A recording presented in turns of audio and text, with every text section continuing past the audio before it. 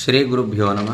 కళ్యాణ వెంకటేశ్వర స్వామివారి దేవస్థానంలో మార్చి నెల అనగా ఈ నెలలో 23, 24, 25 తారీఖుల్లో పంచమ వార్షిక బ్రహ్మోత్సవాలు జరుగుతున్నాయి. 3 రోజులు ఈ కార్యక్రమాలు ఉంటాయి. అయితే 1వ రోజున ఉదయం శ్రీనివాసమూర్తికి పెళ్లి కుమారుడు సేవ జరుగుతుంది 10 గంటలకి.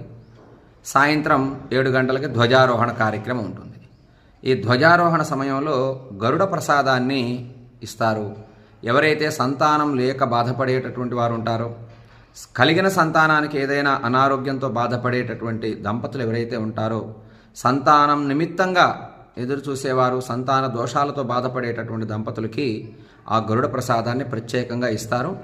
ఇది ఆగమశాస్త్ర విదితం, ఆగమశాస్త్ర ప్రమాణంగా వేద సమ్మతంగా ఉన్నటువంటి విధానం. ఆ గరుడ ముద్దని ఎవరైతే స్వీకరిస్తారో తప్పనిసరిగా సంతాన దోషాలు తొలగి వంశవృద్ధి కలుగుతుంది.